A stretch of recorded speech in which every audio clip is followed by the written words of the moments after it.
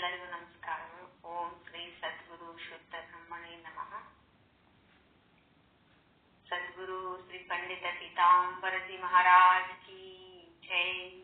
ಸದ್ಗುರು ಶ್ರೀ ಸಾಧು ವಿಶ್ವನಾಥಜಿ ಮಹಾರಾಜ್ ಕಿ ಜೈ. ಸದ್ಗುರು ಶ್ರೀ ಶರಣಬಸವ ಸ್ವಾಮೀಜಿ ಮಹಾರಾಜ್ ಕಿ ಜೈ. ಶ್ರೀ ವಿಚಾರ ಸಾಗರ 5ನೇ ತರಂಗ 225ನೇ ವಿಷಯಾಂಕ ಪುತ್ರ ಸಂಘದ ದುಃಖ ವರ್ಣನ ಅಂತೇಳಿ. ಇದರಲ್ಲಿ ದೋಹ 101ರಿಂದ 105 ಉಪಾಯ.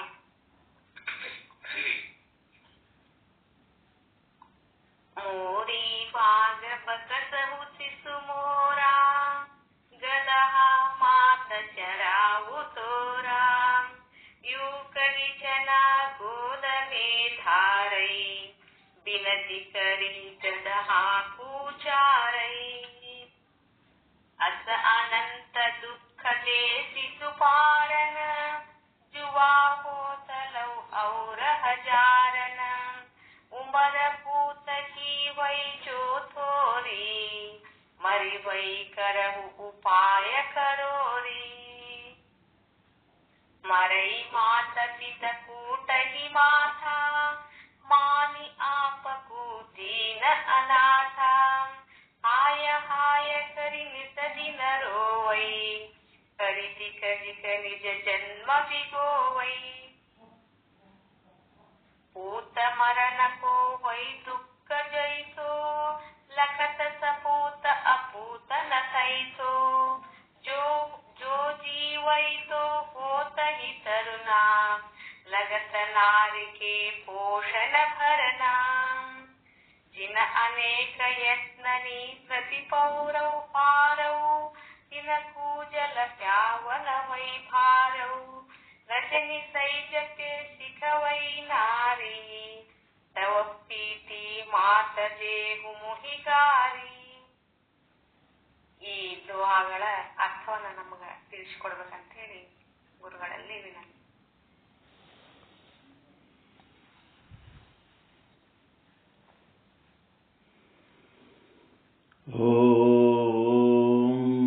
ಸದ್ಗುರು ಶ್ರೀ ಶುದ್ಧ ಬ್ರಹ್ಮಣೇ ನಮಃ. ಸಮಸ್ತ ಶುದ್ಧ ಬ್ರಹ್ಮ ಸ್ವರೂಪರಲ್ಲಿ ಅನಂತ ಅನಂತ ಪ್ರಣಾಮಗಳು. ಅವಿರಳ ಜ್ಞಾನಿ ಚನ್ನಬಸವೇಶ್ವರರ ವಚನದ ಅನುಭವದಲ್ಲಿ ಶಟಸ್ಥಲ ಸಿದ್ಧಾಂತವನ್ನು ಹೇಳಿದ್ದಾರೆ.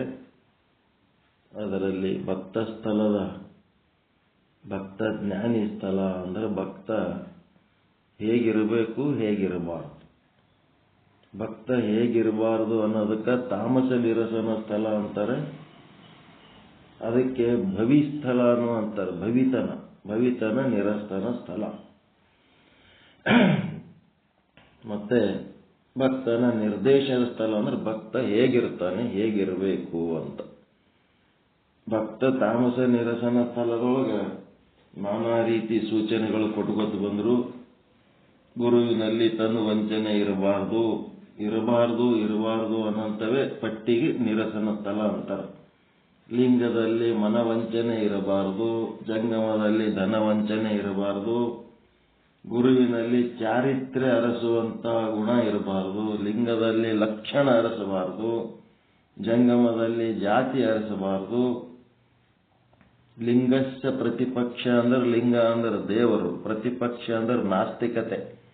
ಆಸ್ತಿಕರಾಗಿರಬೇಕೇ ಹೊರತು ನಾಸ್ತಿಕರಾಗಬಾರದು.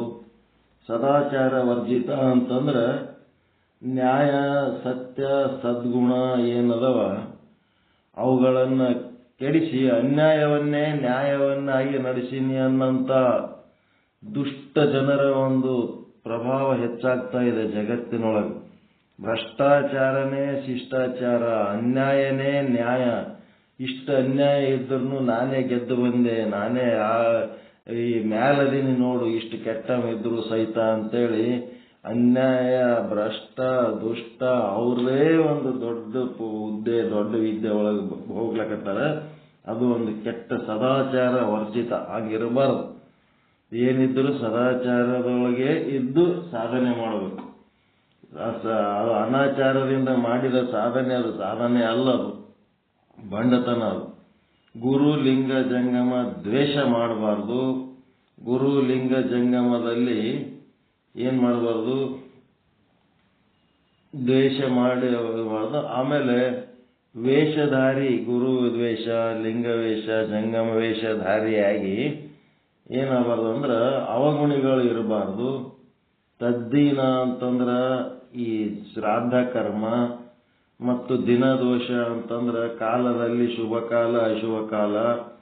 ಮತ್ತೆ ಶ್ರೋಣಿತ ಅಂತಂದ್ರೆ ರಕ್ತ ಅಂದ್ರೆ ಕೊಲೆಗಾರರು. ಮತ್ತೆ ಸುರೆ ಅಂತಂದ್ರ ಮದ್ಯಪಾನ, ಮಾಂಸಾಹಾರ. ಮತ್ತು ಸಂಕಲ್ಪ ವಿಕಲ್ಪ, ಏನೋ ಒಂದು ಒಳ್ಳೆ ಸಂಕಲ್ಪ ಮಾಡಿ ಬೆನ್ನಿಗೆ ಅದು ಕ್ಯಾನ್ಸಲ್ ಮಾಡೋದು, ಇಂಥವು ಮಾಡಬಾರ್ದು. ಇವಕ್ಕೆಲ್ಲ ಏನಂತಾರ? ಮಿಥ್ಯ ಸಂಕಲ್ಪಿಗಳು ಅಂತಾರ. ಇವೆಲ್ಲ ನರಕಕ್ಕೆ ದಾರಿ. ದೇವರಿಗೆ ಏನ್ ಮಾಡಬೇಕು? ಗುಣಗಾನ, ಗುರುಗಳಿಗೆ ದೇವರಿಗೆ ಗುಣಗಾನ ಸ್ತುತಿ ಮಾಡಬೇಕು, ಉಪಕಾರ ಸ್ಮರಣೆ ಮಾಡಬೇಕು, ನೈವೇದ್ಯ ಮಾಡಬೇಕು. ಅದನ್ನು ಬಿಟ್ಟು ಅದರ ವಿರುದ್ಧ ಕೆಲಸಗಳು ಮಾಡಬಾರ್ದು. ಈ ಒಳ್ಳೆ ಕೆಲಸ ಮಾಡ್ತಾ ಆಯುಷ್ಯವನ್ನ ಕಳಿಬೇಕೇ ಹೊರತು ಕೆಟ್ಟ ಕೆಲಸ ಮಾಡಿ ಆಯುಷ್ಯ ವ್ಯರ್ಥ ಮಾಡ್ಕೋಬಾರ್ದು. ಮತ್ತೆ ಇವತ್ತು ಏನ್ ಹೇಳ್ತಾರಂದ್ರೆ 5ನೇ ವಚನ, ದಾಸಿಯ ಸಂಘ ಕಸನೀರು ಹೊರಸಿತ್ತು, ವೇಷಿಯ ಸಂಘ ಎಂಜಲವ ತಿನಿಸಿತ್ತು, ಪರಸ್ತ್ರೀಯರ ಸಂಘ ಪಂಚಮಹಾಪಾತಕವ ತಂದಿತ್ತು. ಈ ತ್ರಿವಿಧವು ನಾಸ್ತಿಯಾದಲ್ಲದೆ ಭಕ್ತನಲ್ಲ, ಭಕ್ತಿ ಇಲ್ಲದೆ ಮುಕ್ತಿಗೆ ಸಲ್ಲ, ನಮ್ಮ ಕೂಡಲ ಚನ್ನ ಸಂಗಯ್ಯನಲ್ಲಿ ಅಂತ.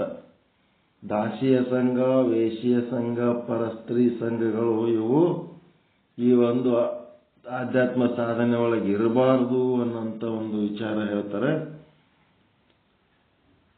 ಮತ್ತೆ ಅರಸಿನ ಹೆಸರಿಟ್ಟ ನಾಮಿಕನಂತೆ ಅಂದ್ರೆ ಏನ್ರಿ ಇದು?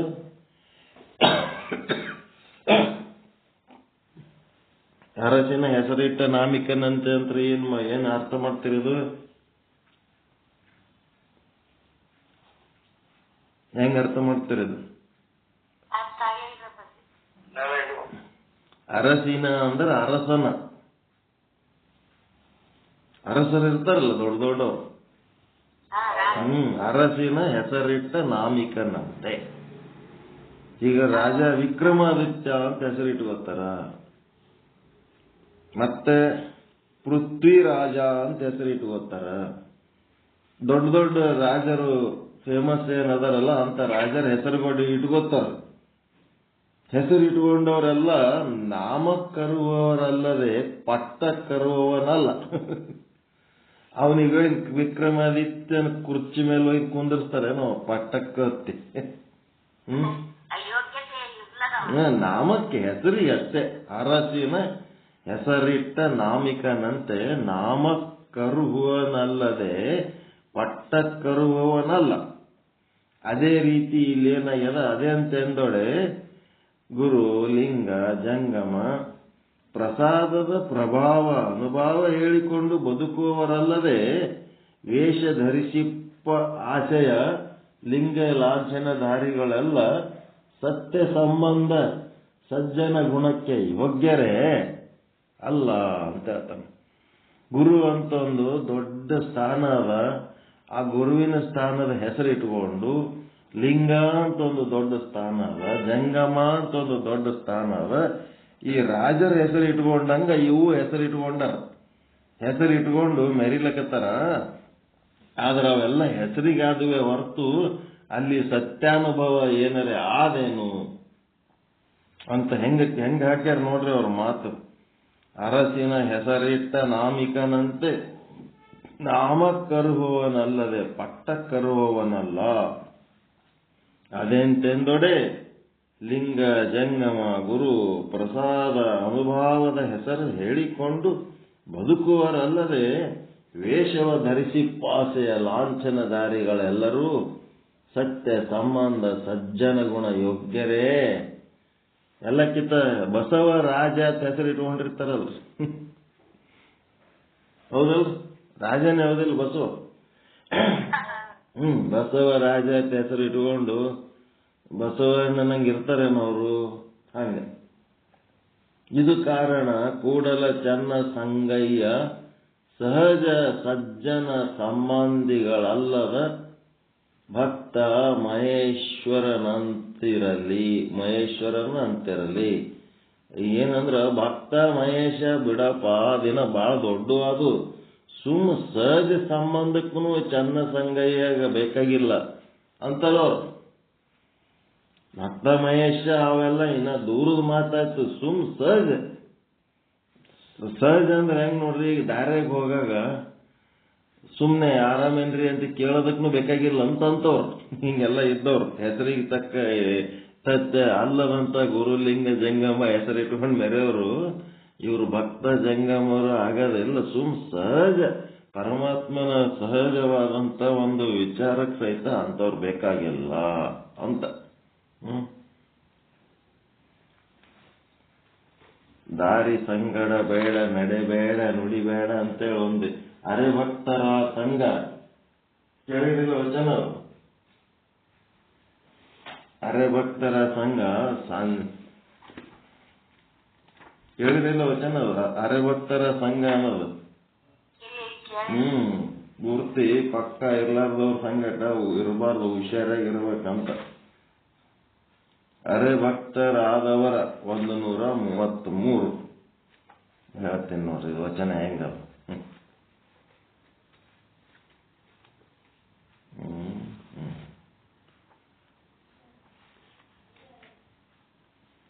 ಎಷ್ಟು ಅನಾನುಕೂಲ ಆಗ್ತದ ಅನ್ನೋದು ಹೇಳ್ತಾರ ಅಂತವ್ರಲಿಂತ ಹುಷಾರಾಗಿರ್ಬೇಕು.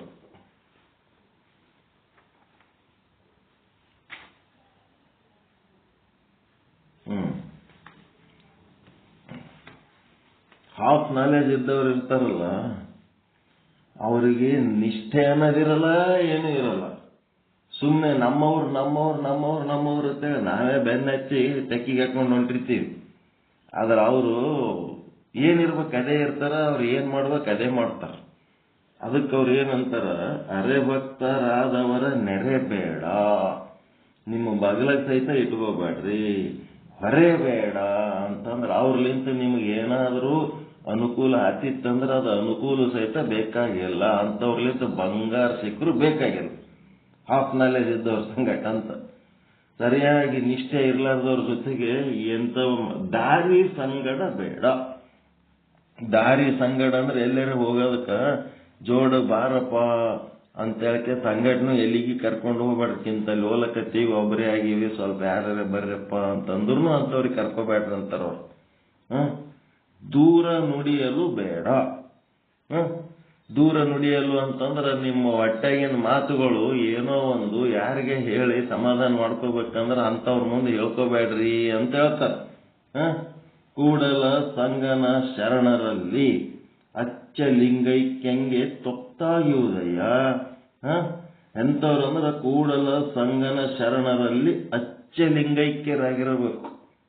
ಅಂಥವ್ರ ಮನೆಯೊಳಗೆ ಆಳ ಮಕ್ಕಳಾಗಿ ಕೆಲಸ ಮಾಡ್ರಿ. ಹೊರತು ಇವು ಹಾಫ್ ನಾಲೆಜ್ ಇದ್ದು ಮಂದಿ ಸಂಗಟ ನೀವು ಹೋಗಿ ಇವರು ನಮ್ಮವ್ರು ಯಾರು ವಿಭೂತಿ ಹಚ್ಕೊಂಡಾರ, ಯಾರು ಲಿಂಗ ಕಟ್ಕೊಂಡಾರ, ಯಾರು ಓಂ ನಮಃ ಶಿವಾಯ ಅಂತಾರ, ಅವ್ರೆಲ್ಲರೂ ನಮ್ಮವ್ರೇ ಅಂತೇಳಿ ಏನ್ ಅಂತೀವಲ್ಲ, ಇದು ಬಸವಣ್ಣನ ಸೂತ್ರ. ಇದು ಆದ್ರ ಚಂದ ಬಸವಣ್ಣನ ಸೂತ್ರ ಏನದ ಅಂತಂದ್ರ ಎಲ್ಲರಿಗೂ ಅನ್ನಬೇಡ ಅಂತಾರ. ಪಕ್ಕ ಭಕ್ತರಿದ್ರೆ ಮಾತ್ರ ಅವ್ರಿಗೆ ನಾವು ಅಂತೀವಿ, ಲಿಂಗ ಕಟ್ಕೊಂಡವ್ರಿಗೆಲ್ಲ ಭಕ್ತರ ಅನ್ನಂಗಿಲ್ಲ ಅಂತ ಚನ್ನಬಸವಣ್ಣ.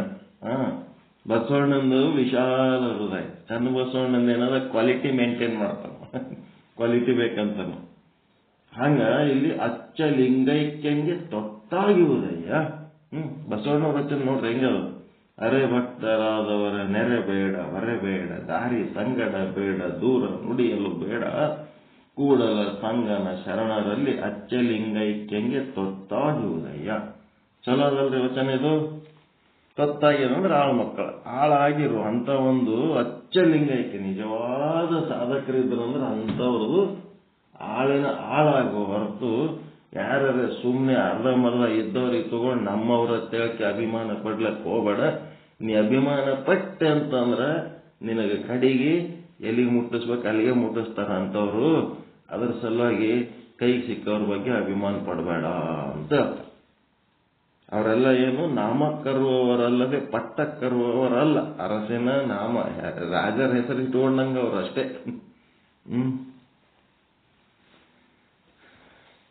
ಈಗ ನೋಡ್ರಿ, ಸಮಾಜದಾಗ ಲಿಂಗಾಯತರು ಅಂದ್ರೆ ಒಂದು ವಿಶ್ವಾಸ ಆದಾಯ ಇಲ್ಲ, ವೀರಶೈವರು ಅಂದ್ರೆ ಒಂದು ವಿಶ್ವಾಸ ಆದಾಯ ಇಲ್ಲ, ಬ್ರಾಹ್ಮಣರು ಅಂದ್ರೆ ಒಂದು ವಿಶ್ವಾಸ ಆದಾಯ ಇಲ್ಲ.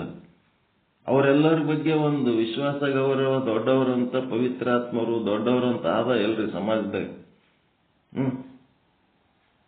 ರಾಜರ ಹೌದಿಲ್ಲ, ಅವ್ರು ಹೆಸರು ಗಳಿಸ್ಯಾರಿಲ್ಲ ಸಮಾಜದ ಜನ.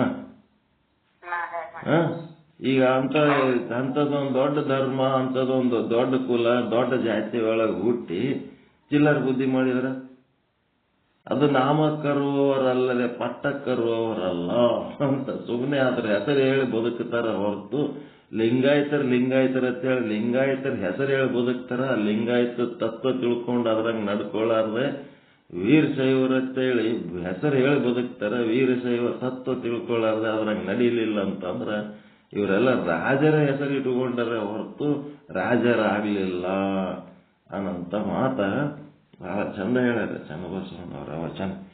ಅದಕ್ಕೆ ಲಾಂಛನಕ್ಕೆ ತಕ್ಕಂತೆ ನಡೆ ನುಡಿ ಇಲ್ಲದಿದ್ದಡೆ ಕೂಡಲ ಚನ್ನ ಸಂಗಮ ದೇವರ ಸಾಕ್ಷಿಯಾಗಿ ಚೀ ಎಂಬೆ ಅಂತ ಮುಂದುವರ್ತದ ವಚನ ಅವರು. ಈಗ ವಿಚಾರ ಸಾಗರ ಏನಂದ್ರ 5ನೇ ತರಂಗ ಮಧ್ಯಮಾಧಿಕಾರಿ ಅದೃಷ್ಟಿ ಮಹಾರಾಜರಿಗೆ ಉಪದೇಶ. 225ನೇ ವಿಷಯಾಂಕ ಪುತ್ರ ಸಂಘದಿಂದ ಉಂಟಾಗುವ ದುಃಖದ ವರ್ಣನ. 105ನೇ ವಿಷಯಾಂಕ 104ನೇ ವಿಷಯಾಂಕದ ತನಕ ಮದುವೆ ಆದ್ಮೇಲೆ ಒಂದು ಮಗುವನ್ನ ಹಡಿದು ಬೆಳೆಸೋ ತನಕ ಏನೇನು ಕಷ್ಟಗಳು ಬರ್ತಾವ ಅಲ್ಲಿ ಬೆಳೆಸಿ ಅವನ ಮದುವೆ ಮಾಡಿ ಅವನಿಗೆಲ್ಲ ಚಂದ ನೋಡ್ಕೊಂಡ ಮೇಲೂ ಸಹಿತ ಕಡೆಗೆ ಯಾರು ಹಡದು ಬೆಳೆಸ್ಯಾರ ಆ ತಂದೆ ತಾಯಿಗಳನ್ನೇ ಅವ ನೋಡ್ತಾನಂತ ಗ್ಯಾರಂಟಿ ಇಲ್ಲ. ಅಂತ ಮಕ್ಕಳ ಸಲುವಾಗಿ ನಾವು ಎಷ್ಟು ಬಡದಾಡ್ತೀವಲ್ಲ ಅನ್ನೋದು ಮಕ್ಕಳ ಮೇಲಿಂದು ಮೋಹ ನಿರಸನ ಮಾಡುವುದಕ್ಕೆ ಸಾಧು ನಿಶ್ಚಲ್ದಾಸರು ಪ್ರಯತ್ನ ಮಾಡ್ತಾ ಇದ್ದಾರೆ. ಈ ಒಂದು ವೈರಾಗ್ಯ ಯಾರಲ್ಲಿ ಉಂಟಾಗ್ಲಿಕ್ಕತ್ತದ, ಈ ವೈರಾಗ್ಯ ಭಾವ ಚಿಂತನೆ ಯಾರು ಮಾಡ್ಲಕತ್ತಾರ? ಯಾರು ಒಲ್ಲಿ ನಡೆದದು? ಬರ್ಚು ಮಂತ್ರಿ ವಿಚಾರ ಮಾಡಿ ಹಿಂಗೆಲ್ಲ ತನ್ನ ಮಕ್ಕಳ ಮೇಲಿಂದು ಮೋಹ, ಹ್ಯಾಂಡ್ರ ಮೇಲಿಂದು ಮೋಹ, ಎಲ್ಲ ಮೋಹ ನಿರಸನ ಮಾಡಿ ವಿರಾಗಿ ಆಗ್ಲಕತ್ತಾನ. ಒಬ್ಬ ವಿರಾಗಿ ಆಗ್ಬೇಕಾದ್ರ ಈ ರೀತಿ ಎಲ್ಲ ವಿಚಾರಗಳು ಬರ್ತಾವ. ಅವ ಹೆಂಗ್ ವಿಚಾರ ಬರ್ತಾವ ಎಲ್ಲ ಬರ್ಕೋತ ಹೋಗ್ಯಾರ. ಮನುಷ್ಯ ಸ್ವಾವಲಂಬಿ ಅದನ ಪರಾವಲಂಬಿ ಅದನ್ರಿ? ಪರಾವಲಂಬಿ ಅದನೋ. ಸ್ವಾವಲಂಬಿ ಗಟ್ಲೆ ನಾಟಕ ಮಾಡ್ತಾನ, ನಿಜವಾಗಿ ಪರಾವಲಂಬಿನೇ ಅದನೋ. Man is the only dirty animal ಅಂತ. Out of 84 lakh living beings, 84 ಲಕ್ಷ ಜೀವರಾಶಿಗಳಲ್ಲಿ ಮನುಷ್ಯ ಒಬ್ಬನೇ ಅತ್ಯಂತ ಹೊಲಸು ಪ್ರಾಣಿ ಅಂತ. ಏನಂತಂದ್ರ who blames and claims his forefathers and sisters properties. ತನ್ನ ಹಿರಿಯರಿಗೆ ಬೈಯೋದು ಮತ್ತು ಅವರ ಆಸ್ತಿ ಪಾಸ್ತಿಗಳ ತನಗೆ ಬರಬೇಕು ಅಂತೇಳಿ ಹೋರಾಟ ಮಾಡೋನು ಮನುಷ್ಯ ಒಬ್ಬನೇ. ಪಿತ್ರಾರ್ಜಿತ ಆಸ್ತಿಗಾಗಿ ಹೋರಾಡಿ ಅದರೊಳಗೆ ಬದುಕಬೇಕನ್ನೋನು ಮನುಷ್ಯ ಒಬ್ಬನೇ. 84 ಲಕ್ಷ ಜೀವರಾಶಿಗಳ ಪೈಕಿ ಯಾವರೇ ತಮ್ಮ ಪಿತೃರ್ಜಿತ ಆಸ್ತಿ ಸಲುವಾಗಿ ಗುದ್ದಾಡಿ ಕೇಸ್ ಹಾಕ್ಯಾವನ್ರಿ ಕೋರ್ಟ್ನಾಗ? ಜಗಳಾಡ್ಯಾವೇನ್ ಯಾವರೇ? ಮತ್ತೇನ್ ಮಾಡ್ತಾನ? ಪಿತೃರ್ಜಿತ ಆಸ್ತಿ ಹೋರಾಟ ಮಾಡಿ ಅದರೊಳಗೆ ಸುಖ ಪಡ್ತಾನ. ಮತ್ತೆ ತಾನೇ ಹಣದ ಮಕ್ಕಳು ಹೆಂಡ್ರು ಸಂಸಾರ ನನಗ್ ಚಲೋ ನೋಡ್ಕೊಳ್ಳಿಲ್ಲ ಅಂತೇಳಿ ಬೋರಾಡಿ ಹೇಳ್ತಾನ. ನನಗ್ ಚಲೋ ನೋಡ್ಕೊಳ್ಳಿಲ್ಲ, ನನ್ನ ಹೆಂಡ್ರ ಮಕ್ಕಳು ಸರಿಯಾಗಿ ನೋಡ್ಕೊಳ್ತಾ ಇಲ್ಲ ಅಂತೇಳಿ ಹೇಳ್ತಾನ. ಇದೆ ಅಂತದೆ. ಯಾವಾಗರ 84 ಲಕ್ಷ ಜೀವರಾಶಿಗಳ ಪೈಕಿ ಯಾವರ ಪ್ರಾಣಿಗಳು ಅಳ್ಕೋತ್ ಕೂತಾವೇನು, ನನ್ನ ಮಕ್ಕಳು ಮೊಮ್ಮಕ್ಕಳು ನನಗ್ ಚಲೋ ನೋಡ್ಕೊಂಡಿಲ್ಲ ಅಂತ? ಯಾವರೇ ಹತ್ತದ ನೋಡಿರೇನು? ಯಾವ ಪ್ರಾಣಿನೂ ಅಳಲ್ಲ. ಹಡಿತಾವ, ಎಲ್ಲ ಮಕ್ಕಳು ಹಡ್ದಂಗ ಇವನು ಹಡ್ದಾನ. ಹಡದ ಮೇಲೆ ಅವಕ್ಕ ತಮಗೆ ರೆಕ್ಕೆ ಪುಕ್ಕ ಬರ ತನಕ ತಾಯಿ ತಂದೆ ಕಾಳಜಿ ಮಾಡ್ತಾರ. ಅದು ಪ್ರಕೃತಿಯ ನಿಯಮ ಅದ. ಎಲ್ಲರೂ ಮಾಡ್ತಾರ. ಇವನು ಮಾಡ್ಯಾನ. ಮಾಡಿದ್ಮೇಲೆ ಮುಂದೆ ಅವು ದೊಡ್ಡ ಆದ್ಮೇಲೆ ನೀವು ನಮ್ಗೆ ಯಾಕೆ ನೋಡಲ್ಲಾಗಿರಿ ಬರ್ರಿ ಅಂತೇಳಿ ಯಾವರ ಪ್ರಾಣಿಗಳು ಕರೆದು ಜಗಳ ತಕೊಂಡವೇನು ತಮ್ಮ ಮುಂದಿನ ಸಂತಾನದ ಪಕ್ಷಿಗಳಿಗೆ ಪ್ರಾಣಿಗಳಿಗೆ? ಏನೇನು ಇಲ್ಲ. ಅದ್ರ ಬಗ್ಗೆ ಏನು ಬ್ಲೇಮು ಇಲ್ಲ, ಕ್ಲೇಮು ಇಲ್ಲ. ಸಹಜವಾದ ಬದುಕು ಮಾಡಿ ಹೋಗ್ತಾವ. ಇವ ಒಬ್ಬನೇ ನನ್ನ ಮಕ್ಕಳು ಹಿಂಗ್ ನೋಡ್ಬೇಕು, ನನ್ನ ಹೆಂಡ್ರ ಮಾತು ಕೇಳ್ಬೇಕು, ನನ್ನ ಮಕ್ಕಳು ಮೊಮ್ಮಕ್ಕಳು ಹಿಂಗಿರ್ಬೇಕು, ಆಗಿರ್ಬೇಕು ಡಿಸೈನ್ ಮಾಡಿ ತಲೆ ಕೆಡಿಸ್ಕೊಳ್ಳೋ ಇವ ಒಬ್ಬನೇ ಅತ್ಯಂತ ಕೀಳು ಪ್ರಾಣಿ. ಇವೆಲ್ಲ ಸುತ್ತಮುತ್ತ 84 ಲಕ್ಷ ಜೀವರಾಶಿಗಳೊಳಗ 83,99,999 ಜೀವರಾಶಿಗಳನ್ನ ನೋಡಿ ನಾವು ಕಲಿಬೇಕಾಗಿದ್ದು ಬಹಳ. ಅವುಗಳನ್ನು ನೋಡಿ ಕಲಿಬೇಕಾಗಿದ್ದು ಬಹಳ. ಅವನ್ನ ನೋಡಂಗಿಲ್ಲ ನಾವು, ಅದೇ ಸಮಸ್ಯೆ. ಅವೆಲ್ಲ ಹೆಂಗೆ ಸ್ವತಂತ್ರವಾಗಿ ಬದುಕು ಮಾಡ್ತಾವ, ನಾವು ಹಂಗೆ ಮಾಡ್ಬೇಕು. ಅದನ್ನ ಬಿಟ್ಟು ನಾವೇನ್ ಮಾಡ್ತೀವಿ, ನಮ್ಮದೇ ಒಂದು ಡಿಸೈನ್ ಮಾಡ್ಲಕ್ಕೆ ಹೋಗಿ ಪರತಂತ್ರವಾಗಿ ಓದಾಡ್ತೀವಿ. ಮತ್ತವು ಯಾವರೇ ತಮ್ಮ ಮಕ್ಕಳು ಮೊಮ್ಮಕ್ಕಳಿಗೆ ಬೇಕಾತು ಅಂತೇಳಿ ಫಿಕ್ಸ್ಡ್ ಡೆಪಾಸಿಟ್ FD ಅದು ಮಾಡಿ ಆಸ್ತಿ ಪಾಸ್ತಿ ಮಾಡಿ ಏನಾರ ಸಂಗ್ರಹ ಮಾಡಿ ಇಟ್ಟವೇನ್ರಿ ಅವು ಏನಾರ ಜಗತ್ತಿನಾಗ ಕುಂತು ಉಣ್ಬೇಕು ನನ್ನ ಸಂತಾನದವ್ರೆಲ್ಲ ಅಂತೇಳಿ? ಏನೂ ಇಲ್ಲ. ಇವ್ ಒಬ್ಬನೇ ಹಿಂಗ್ ಮಾಡೋದೆಲ್ಲ ಹೊಲಸ ನಡಿ ಮಾಡ್ತಾನ ಪ್ರಕೃತಿ ಒಳಗೆ. ಅದಕ್ಕೆ ಇವನ ಹೊಲಸು ಮನುಷ್ಯ, ಹೊಲಸು ಜೀವಿ ಅಂತ. ಇವನ ಅತ್ಯಂತ ಶ್ರೇಷ್ಠ, ಜನ್ಮ ಶ್ರೇಷ್ಠ ಅದ. ಅವ ಮಾಡೋ ವ್ಯವಹಾರಗಳೆಲ್ಲ ಅಷ್ಟು ಇಂಥವೇ ಅದಾವ. ಪಾಲ್ತು ದಂಧಗಳು, ಬರೀ ಪಾಲ್ತು ದಂಧ ಮಾಡೋದ್ರಾಗ ಆ ವಿಷಯ ಹಾಳು ಮಾಡ್ಕೊತ. ಯಾವುದ್ರ ಸಲುವಾಗಿ ಬಂದನ? ಗುರುವಿನಲ್ಲಿ ಶರಣಾಗತನಾಗಿ ಪರಮಾತ್ಮನ ವಿಚಾರಗಳನ್ನ ತಿಳ್ಕೊಂಡು ತಾನು ಆ ಪರಮಾತ್ಮನ ಸ್ವರೂಪನೇ ಅದೀನಿ ಅಂತೇಳಿ ಅನುಭವ ಮಾಡ್ಕೊಳ್ಳೋದ ಬಿಟ್ಟು ನಾನಾ ರೀತಿ ಪಾಲ್ತು ದಂಧ ಮಾಡ್ಕೋತ ಹುಟ್ಟಿದ ಹೆಣ್ಣು ಸಾಯ ತನಕ ಇಂಥದ್ರಾಗೆ ಕಳೆದೋಗ್ಬಿಡ್ತಾನ. ಅದಕ್ಕೆ ಡರ್ಟಿ ಎನಿಮಲ್ ಅಂತಾರೆ ನಮ್ಮ ಆಧ್ಯಾತ್ಮದೊಳಗೆ ಮನುಷ್ಯನಿಗೆ. ಮುಂದೆ 105ನೇ ದಿನ ಅನೇಕ ಯತ್ನ ನೀ ಪ್ರತಿಪಾಕ ತಿನಕೋ ಜಲಪಾವ ವೈಭೋಕ ರಜನಿ ಸೈಜಪೆ ಶಿಖವೈ ನಾರಿ ತವ ಪಿತಿ ಮಾತಾ ದೇಹು ಮುಹಿಗಾರಿ. ಅಂದ್ರೆ ಯಾವ ತಂದೆ ತಾಯಿಗಳು ಇಷ್ಟೆಲ್ಲ ಕಷ್ಟಪಟ್ಟು ಮಗನ ಪಾಲನೆ ಪೋಷಣೆ ಮಾಡಿರುವರೋ ಅಂಥವರಿಗೆ ಒಂದು ತಂಬಿಗೆ ನೀರು ಕುಡಿಸಲು ಕೂಡ ಆ ಮಗನಿಗೆ ಬಹಳ ಕಷ್ಟ ಆಗ್ತದೆ. ಒಂದು ತಂಬಿಗೆ ನೀರು ತಂದು ಕುಡಿಸಪ್ಪ, ನೀರು ಬೇಕು, ನೀರು ತಗೊಂಬ ಅಂದ್ರ ಇವನಿಗೆ ಭಯಂಕರ ಕಷ್ಟ ಆಗ್ತದೆ. ಅಷ್ಟೆಲ್ಲ ಕಷ್ಟಪಟ್ಟವನಿಗೆ, ತಂದೆಗೆ ತಾಯಿಗೆ ಇವ ಒಂದು ಗುಡ್ಡಕ್ಕೆ ನೀರು ಕುಡಿಸ್ಬೇಕಾದ್ರೆ ಇವನಿಗೆ ಕಷ್ಟ ಆಗಿಬಿಡುತ್ತದ. ರಜನಿ ಸೈಜಪೆ ಸಿಖವೈ ನಾರಿ, ರಾತ್ರಿ ಎಲ್ಲ ಪಲ್ಲಂಗದ ಮೇಲೆ ಕುಳಿತು ಹೆಂಡತಿ ಆದವಳು ಗಂಡನಿಗೆ, ಗಂಡನಾದವನಿಗೆ ಹೆಂಡತಿಗೆ ತರಬೇತಿ ಕೊಡ್ತಿರ್ತಾನ. ಆ ಮುದುಕರ ಸಂಗಟ ಹೆಂಗೆ ನಡ್ಕೋಬೇಕಂತೇಳಿ. ತವ ಪತಿ ಮಾತಾ ದೇವು ಮುರಿಗಾರಿ, ನಿನ್ನ ತಂದೆ ತಾಯಿಗಳು ನನಗೆ ಸಿಕ್ಕಾಪಟ್ಟೆ ಬೈತಾರ, ಹಿಂಗ ಕಂಪ್ಲೇಂಟ್ ಹೇಳ್ತಿರ್ತಾರ ನೋಡ್ರಿ ಒಬ್ರಿಗೊಬ್ರು. ಇವೆಲ್ಲ ಇರ್ತಾವ. ಮತ್ತೆ 106ನೇ ಚೌಪಾಯಿ ಏನಂದ್ರ ಇವರಿಬ್ರು ಕೂಡಿ ಸ್ಕೆಚ್ ಹಾಕ್ತಿರ್ತಾರ ಮುದುಕರನ್ನ ಹೆಂಗ್ ನೋಡ್ಕೋಬೇಕಂತ ಡಿಸ್ಕಷನ್. ಇವತ್ತ ಹಿಂಗ್ ಮಾಡ್ಯಾರ, ನಾಳೆ ಮುಂಜಾನೆ ಹೆಂಗ್ ಮಾಡ್ಬೇಕು ಆ ಮುದುಕರಿಗೆ. ಇದೇ ಅವರಿಬ್ರು ಕೂತ್ ಪಲ್ಲಂಗದ ಮೇಲೆ ಕೂತ್ ಆಲೋಚನೆ ಮಾಡ್ತಾರತ್ತ ರಾತ್ರಿ.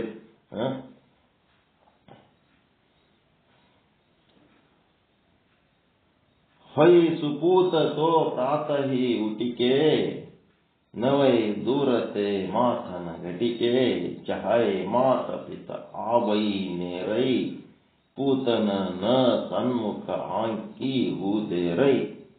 ಒಂದು ವೇಳೆ ಮಗ ಬಹಳ ಒಳ್ಳೆಯವದನ ಅಂದ್ರೆ ಎಷ್ಟು ಒಳ್ಳೆಯವದನ ಅಂದ್ರ ತಂದೆ ತಾಯಿಗಳ ಪಾದಕ್ಕೆ ಹಣಿ ಹಚ್ಚಲಾರದೆ ದೂರಲಿಂದ ನಮಸ್ಕಾರ ಮಾಡ್ತಾನೆ. ಪ್ರಾತಃ ಕಾಲದಲ್ಲಿ ಎದ್ದು ಭಯಭಕ್ತಿಯಿಂದ ದೂರದಿಂದಲೇ ನಮಸ್ಕಾರ ಮಾಡ್ತಾನೆ. ಅವ್ರ ಸಮೀಪಕ್ಕೆ ಸಹಿತ ಬರಂಗಿಲ್ಲ. ಮುದುಕರು ಮೆತ್ತಗಾಗಿ ಒಂದ್ ಕಡೆ ರಗ್ಗವ ಕೌದಿನೋ ಹೊಚ್ಕೊಂಡು ಒಂದ್ ಕಡೆ ಬಿದ್ದಿರ್ತಾವ. ಅವಕ್ಕ ಸಮೀಪ ಆದ್ರೆ ಮತ್ತೇನ್ ಹೇಳ್ತಾವೋ ಏನ್ ಕೇಳ್ತಾವೋ ಕಿರಿಕಿರಿ ಎಲ್ಲಿ ದೂರ್ಲಿಂತೆ ನಮಸ್ಕಾರ ಮಾಡ್ಬಿಡ್ತಾನ. ತಂದೆ ತಾಯಿ ಸಮೀಪ ಬರಲೆಂದು ಬಯಸಿದರು. ಅವರು ಸಮೀಪಕ್ಕ ಬರ್ಬೇಕಂತ ಬೇಕಾದಷ್ಟು ಬಯಸಿದ್ರು ಸಹಿತ ಏನ್ ಮಾಡಿದ್ರು, ಸಮೀಪ ಹಾಯೋದಿಲ್ಲ. ಒಂದು ದಿವಸನಾಗ ಏನು ಮಾಡೋದು ಬೇಡ, ನೀವು ಎಲ್ಲ ಮಾಡಿ ಒಂದು ಗಳಿಗೆ ತಂದೆ ತಾಯಿ ಬಗಲಾಗ ಬಂದು ಕುಂದಿರ್ಬೇಕು.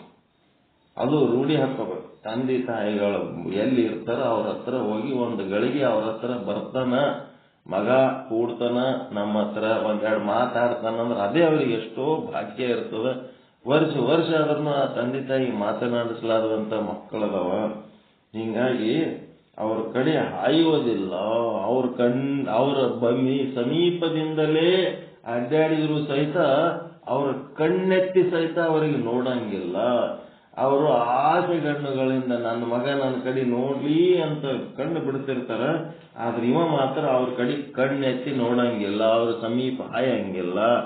ಇಂಥ ಮಕ್ಕಳದವ, ಮುಂದ ಹಿಂಗ ಆತವ ಅಂತ ಹೇಳ್ತಾನ.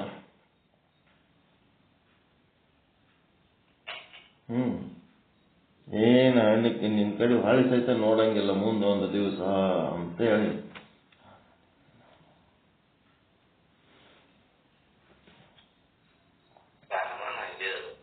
ವಿಚಿತ್ರದ ರೀ.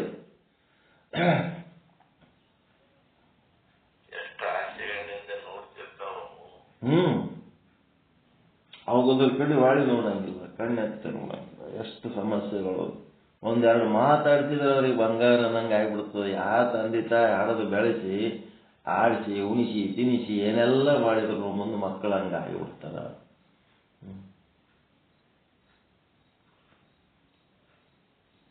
ನಾ ದಿನ ಒಂದು ತಾಸರೆ ನಮ್ಮ ತಂದೆ ತಾಯಿ ಬಳಿ ಬಂದು ಕುಂದಿರ್ತಿದ್ದೆ, ಡೈಲಿ 1 hour. ಏನ್ ಯಾಕೆ ಹೇಳಲಕ್ಕ, ಏನ್ ಯಾಕೆ ಹೇಳಲಕ್ಕ, ಬೈಯಲಕ್ಕ, ಬೈಸು ಏನ್ ಯಾಕಿರ್ಲಕ್ಕ, ಸುಮ್ಮ ಬಂದು ಕುಂದಿರ್ತಿದ್ದಾರೆ. ಕುಂದ್ರದು ಏನಾರೇ ಬಜಾರ್ದವನ್ ತಗೊಂಬಂದ್ರು, ಇದು ತಿಂತೀರಿ ನೋಡ್ರಿ ಅಂತ ಹೇಳಿ ಕೊಡೋದು. ತಿಂದ್ರೆ ತಿಂತಿದ್ರು, ಬ್ಯಾಡ ಅಂದ್ರೆ ಬಿಡ್ತಿದ್ರು. ಅವ್ರು ಏನ್ ಯಾಕೆ ಮಾಡೋದಕ್ಕಂತ ಏನು ಮಾಡಿದ್ರು ಅವ್ರ ತಲೆ ಒಳಗ ನಾವು ಮನೆಯಾಗಿಟ್ಟು ಎಷ್ಟು ಚಲೋ ನೋಡ್ಕೊಂಡ್ರು ನಮ್ಮ ಮನೆಯದ ಕೇಸ್ ಉಲ್ಟಾ ಕೇಸ್ ಅದ. ನಮ್ ಕೇಸ್ ಬೇರೆ. ನಮ್ದು ಹೆಂಗದ ಅಂತಂದ್ರೆ ನಾವು ಅವ್ರಿಗೆ ಎಷ್ಟು ಕಾಳಜಿ ಮಾಡಿದ್ರು ನಮ್ಮದು ಕಾಳಜಿನೇ ಅಲ್ಲ.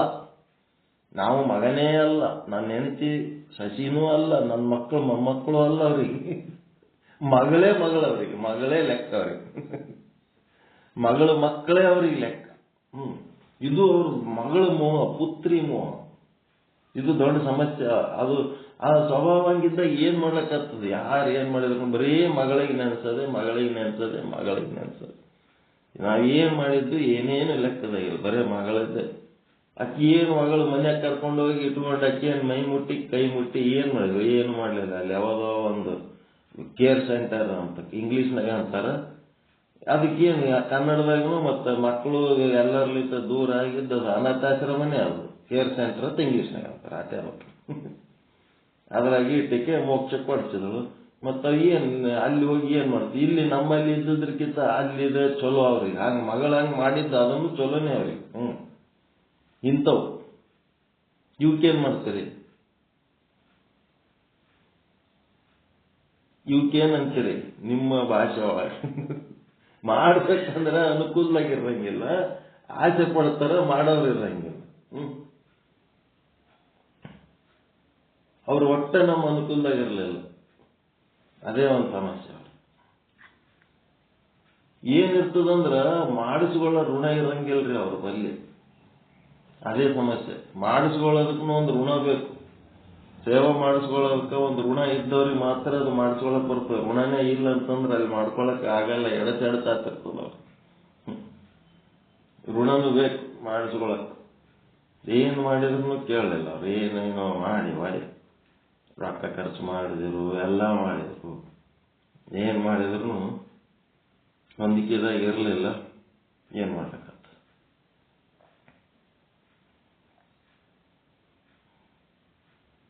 ಅದಕ್ಕೆ ವೈ ಕುಪೂತ ತೋ ಉಟತ ಹಿ ಪ್ರಾತ ವಚನಗಾರಿ ಸಮವಕಿ असुहात जुड़ो होय ले सब घर को धन दे पिता माता ही एक ತಿನ್ಕೋ ತನ.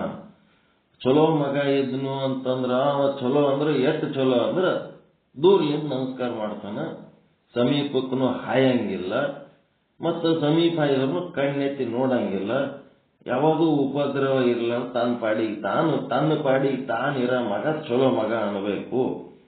ಸುಪುತ ಅಂತ ಬಹಳ ಚಲೋ ಅಂದ್ರೆ ಇಟ್ಟಿರ್ತಾನ ಆಟೆ ಮುಂದ. ಕೆಟ್ಟ ಮಗ ಇದ್ದ ಕುಪೂತ ಅಂದ್ರೆ ಕೆಟ್ಟ ಇದ್ನಂದ್ರೆ ಒಂದ್ ವೇಳೆ ಕುಪುತ್ರನಾಗಿದ್ದರೆ ಪ್ರಾತಃ ಕಾಲದಲ್ಲಿ ಏಳುತ್ತಲೇ ಬೈಗೋಳ ಅಸಹ್ಯ ಮಾತುಗಳ ಮೂಲಕ ಒದರಾಡುತ್ತಾನೆ. ತಂದೆ ತಾಯಿಗಳಿಗೆ ಬೈಕೋತಿರ್ತಾನ ಅವ ಕೆಟ್ಟ ಮಗ. ತಂದೆ ತಾಯಿಗಳ ಸಂಪಾದನೆಯನ್ನು ತಕ್ಕೊಂಡು ಬೇರೆ ಮನೆ ಮಾಡಿಕೊಂಡು ಹೋಗುತ್ತಾನೆ.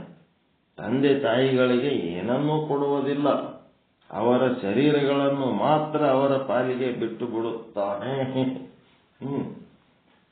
ಅವ್ರದೇ ಎಲ್ಲ ತಿಂದು ಅವ್ರಲಿಂತೆ ಮನಿ ಬೇರೆ ಮಾಡ್ಕೊಂಡು ಹೋಗಿ ಅವರಿಗೇ ಬೈಕೋತಿರ್ತಾನ ಇವ ಕುಪೋತ, ಕೆಟ್ಟ ಮಗ. ಈ ರೀತಿ ಇರ್ತಾರ. ಫೇರಿ ಸಂಭಾರತ ಕಬಹು ನ ತಿನವು ಪೋಷತ ಸವದಿನ ತಿಯ ನಿಜ ತಿನಕೋ ದೇಕಿ ಲೇತ ಪಿತ ಮಾತಾ ಉಸಾಸ ಯು ವಿಧಿ ಪುತ್ರ ಸದಾ ದುಃಖ ರಾಸ. ಬೇರೆಯಾಗಿ ಹೋದ ಮಗನ ಎಂದಿಗೂ ತನ್ನ ತಂದೆ ತಾಯಿಗಳನ್ನು ಸರಿಯಾಗಿ ಜೋಪಾನ ಮಾಡಲಿಕ್ಕೆ ಸಾಧ್ಯವಿಲ್ಲ. ಒಮ್ಮ ತಂದೆ ತಾಯಿಗಳಿಂದ ಬೇರೆಯಾಗಿ ಹೋದ ಮಗ ಆಮೇಲೆ ತಂದೆ ತಾಯಿ ನಾವು ಮುದುಕರಾಗಿವಿ ಅಂತೇಳಿ ಅವ್ರ ಸಮೀಪಕ್ಕೆ ಹೋದರೆ ಅಥವಾ ಅವನೇ ಸಮೀಪಕ್ಕೆ ಕರ್ಕೊಂಡ್ರು ಅವರನ್ನ ಸರಿಯಾಗಿ ಜೋಪಾನ ಮಾಡ್ಲಿಕ್ಕೆ ಸಾಧ್ಯನೇ ಆಗಂಗಿಲ್ಲ. ಎಲ್ಲ ಡಿಸ್ಕಂಟಿನ್ಯೂ ಆಗಿಬಿಟ್ಟಿರ್ತದ ನಡಬರ್ಕಿಂದ ಕನೆಕ್ಷನ್. ಎಲ್ಲಾ ದಿನಗಳನ್ನು ತನ್ನ ಹೆಂಡತಿಯ ಹಾಗೂ ತನ್ನ ಶರೀರದ ಪೋಷಣೆಗಾಗಿಯೇ ಬಳಸುತ್ತಾನೆ. ಇದನ್ನು ಕಂಡ ತಂದೆ ತಾಯಿಗಳು ಉಸಾಸ್ ಅಂದ್ರೆ ನಿಟ್ಟುಸಿರು ಬಿಡುತ್ತಾರೆ. ಎಲ್ಲ ತನ್ನ ಹೆಂಡತಿ ಮಕ್ಕಳಿಗೆ ಮಾಡ್ತಾನ, ನಮ್ಗೇನು ನೋಡಂಗಿಲ್ಲಲ್ಲಪ್ಪ ಅಂತ ಉಸಿರು ಬಿಡ್ತಾರ. ಈ ಪ್ರಕಾರವಾಗಿ ಪುತ್ರನಾದವನು ಸದಾ ಕಾಲ ದುಃಖದ ರಾಶಿಯೇ ಆಗಿರುತ್ತಾನೆ. ದುಃಖದ ರಾಶಿ ಪುತ್ರ ಅಂದ್ರ ವಿಚಾರ ಸಾಗರದ ಪ್ರಕಾರ ದುಃಖದ ರಾಶಿ. ದುಃಖದ ರಾಶಿಗೆ ಪುತ್ರ ಅಂತಾರೆ. ಚೌಪಾಯಿ 109. ಕರಿ ವಿಚಾರ ಯೂ ದೇಖಿಯೇ ಪುತ್ರ ಸದಾ ದುಃಖ ರೂಪ. ಸುಖ ಚಾಹತ ಜೇ ಪೂತತೆ ತೇ ಮಾಧನಿಕೆ ಭೂಪ. ಅಂದ್ರೆ ಈ ಪ್ರಕಾರವಾಗಿ ವಿಚಾರ ಮಾಡಿ ನೋಡಲಾಗಿ ಪುತ್ರನಾದವನು ಸದಾ ದುಃಖ ಸ್ವರೂಪನೇ ಆಗಿರುತ್ತಾನೆ. ದುಃಖ ಸ್ವರೂಪ, ದುಃಖದ ರಾಶಿ ಅಂದ್ರೆ ಪುತ್ರ. ಆದ್ದರಿಂದ ಆ ಪುತ್ರನಿಂದ ಯಾವಾತನು ಅಂದ್ರೆ ತಂದೆ ತಾಯಿಗಳು ಸುಖವನ್ನು ಅಪೇಕ್ಷಿಸುತ್ತಾರೆಯೋ ಅವ್ರು ಏನಾಗಿರ್ತಾರೆ ಅಂದ್ರೆ ಕಡು ಮೂರ್ಖರೇ ಆಗಿರುತ್ತಾರೆ. ಇದು ನಿರ್ಣಯ.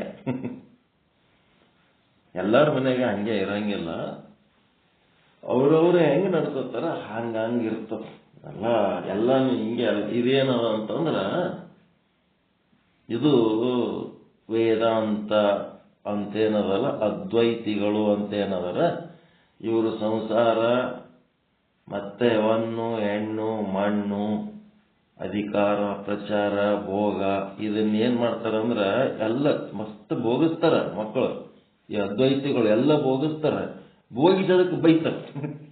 ಇದು ಇವ್ರದ್ದು ದ್ರೋಹ ಬುದ್ಧಿ, ಇದು ನೀಚ ಬುದ್ಧಿ ಇವ್ರದ್ದು ಅದ್ವೈತಿಗಳದ್ದು. ಎಲ್ಲ ಭೋಗಿಸ್ತಾರ, ಎಲ್ಲ ಭೋಗಿಸಿ ಅದಕ್ಕೆ ಬೈತಾರ. ಇದು ಸರಿನಾ ತಪ್ಪ? ರೊಕ್ಕ ಇಲ್ಲದೆ ಬದುಕ್ತಾರ ಅವ್ರು ಅದ್ವೈತಿಗಳು, ಹೆಣ್ಣಿಲ್ದೆ ಬದುಕ್ತಾರ, ಆಸ್ತಿ ಇಲ್ಲದೆ ಬದುಕ್ತಾರ, ಶರೀರ ಇಲ್ಲದೆ ಬದುಕ್ತಾರ, ಸಂಸಾರ ಇಲ್ಲದೆ ಬದುಕ್ತಾರ, ಎಲ್ಲಾನು ತಗೊಂಡು ಬದುಕ್ತಾರ. ಎಲ್ಲ ತಗೊಂಡು ಫಸ್ಟ್ ಕ್ಲಾಸ್ ಬದುಕು ಮಾಡ್ತಿರ್ತಾರ, ಮತ್ತ ಮೇಲೆ ಅವಕ್ಕೆ ಬೈತಿರ್ತಾರ. ಇದೇನು ಅದ್ವೈತಿಗಳ ನೀಚ ಬುದ್ಧಿ. ಸತ್ಯದ ಹೆಸರಿನಲ್ಲಿ ಅವುಗಳಿಗೆ ಬೈಯೋದು ನೀಚ ಬುದ್ಧಿ. ಅವುಗಳನ್ನು ಬಳಸ್ತೀವಿ ಅಂತಂದ್ಮೇಲೆ ಅದು ಪರಮಾತ್ಮನ ಪ್ರಸಾದ ಅಂತ ಸ್ವೀಕಾರ ಮಾಡ್ಬೇಕಾ ಬೇಡ? ಅದ್ರ ಬಗ್ಗೆ ಗೌರವ ಇರ್ಬೇಕಾ ಬೇಡ್ರಿ? ಮತ್ತೆ ಅದನ್ನು ಗೌರವಿಸೋದು ಬಿಟ್ಟು ಅದಕ್ಕೆ ನಿಮ್ಮ ಶರೀರಕ್ಕೆ ಮಲಕೋಶ ಅಂದ್ರೆ ಹೆಂಗ? ಸೆಪ್ಟಿಕ್ ಟ್ಯಾಂಕ್ ಅಂತ, ಸಪ್ತಧಾತುಗಳು ಮಲ ಮೂತ್ರ ಹಂಗ ಹಿಂಗ ಅಂತೇಳಿ ಆಯ್ತು. ಒಂದು ಭಾಗದಲ್ಲಿ ಅದು ಸರಿ, ಬಟ್ ಅದರಿಂದಲೇ ನೀವು ಸಾಧನೆ ಮಾಡಬೇಕಾಗಿರಲ್ಲ. ಈಗ ಅದರಲ್ಲಿಂತ ಸಾಧನೆ ಮಾಡಿ ಮುಂದೆ ಅದು ಇಲ್ಲೇ ಹೆಂಗ್ ಮಾಡ್ತೀರಿ? ಸೆಪ್ಟಿಕ್ ಟ್ಯಾಂಕ್ ಇರಲಾರ್ದು ಸಾಧನೆ. ಕೂಡಲ ಸಂಗಮ ದೇವರನ್ನು ಒಲಿಸ ಬಂದ ಪ್ರಸಾದಕಾಯ ಅಂತೇಳಿ ಅದನ್ನು ಗೌರವಿಸಬೇಕು. ಆ ಗೌರವಿಸೋದಕ್ಕೆ ಶರಣರ ಸಿದ್ಧಾಂತ, ವೇದಾಂತ ಸಿದ್ಧಾಂತದ ಕೋಟಿ ಪಟ್ಟು ಶ್ರೇಷ್ಠ. ಶರಣರ ಸಿದ್ಧಾಂತ ಅಂದ್ರು ಒಂದೇ, ವೀರಶೈವ ಸಿದ್ಧಾಂತ ಅಂದ್ರು ಒಂದೇ, ಲಿಂಗಾಯತ ಸಿದ್ಧಾಂತ ಅಂದ್ರು ಒಂದೇ, ಎಲ್ಲ ಒಂದೇ. ಕೋಟಿ ಪಟ್ಟು ಶ್ರೇಷ್ಠ ಸಿದ್ಧಾಂತ. ಶಿಖಾಮಣಿ ಆಗಿರ್ಬೋದು, ವಚನ ಸಾಹಿತ್ಯ ಆಗಿರ್ಬೋದು, ಇಡೀ ವಿಶ್ವದೊಳಗೆ ಅದು ಎಲ್ಲ ಸಿದ್ಧಾಂತಗಳಿಗಿಂತ ಅದಕ್ಕೆ ಶಿಖಾಮಣಿ ಅಂತ ಹೆಸರಿಟ್ಟಾರೆ. ಅದಕ್ಕೆ ಎಲ್ಲ ಮಕ್ಕಳು ಏನು ದುಃಖದ ರಾಶಿಗಳದವೇನು? ಇವ್ರ ಪ್ರಕಾರ ಎಲ್ಲ ಮಕ್ಕಳು ಹಿಂಗೆ ಅದಾವೇನು? ಅದಕ್ಕೆ ಇಲ್ಲೇನದ? ನಿಂದ, ಸ್ತ್ರೀನಿಂದ, ಪುತ್ರನಿಂದ, ಧನನಿಂದ, ಈ ನಿಂದಗಳು ಏನದವಲ್ಲ, ಈ ನಿಂದಗಳನ್ನ ಕೇಳಿದ ಮೇಲೆ ಅದು ಬಿಡ್ಬೇಕಲ್ಲ. ಅದನ್ನ ಹಿಡ್ಕೊಂಡೆ ಅದಕ್ಕೆ ಬೈಕೊತಿದ್ರೆ ಹೆಂಗೆ? ಅದೇ ಇರೋದು ಮಜಾ. ಇದನ್ನ ಸರಿಯಾಗಿ ಅರ್ಥ ಮಾಡ್ಕೋಬೇಕು. ಕೆಟ್ಟ ರೀತಿ ಅರ್ಥ ಮಾಡ್ಕೋಬಾರ್ದು. ನಾಳೆ ಮಕ್ಕಳ ಬಗ್ಗೆ ಕೆಟ್ಟ ಅಭಿಪ್ರಾಯ ತಾಳ್ಕೊಂಡು ಈ ಭಗವದ್ಗೀತೆ, ಈ ಒಂದು ಯಾವ್ದಿದು ವಿಚಾರ ಸಾಗರ ಕೇಳಿ ಅಸಹ್ಯ ಮನಸ್ಸು ಮಾಡ್ಕೊಂಡು ಕೂತ್ರೆ ಹೆಂಗ? ಇದ್ರೊಳಗಿಂದ ಒಂದೊಂದೇ ದೋಹ ತೆಗೆದು ಮಕ್ಕಳ ಮುಂದೆ ಅನ್ಕೋತ ಕೂತ್ರ ಅವು ಮಕ್ಕಳು ಇನ್ನ ಕೆಟ್ಟೋತಾವ. ಹಂಗೆಲ್ಲ ಅನ್ಲಕ್ ಬರಂಗಿಲ್ಲ.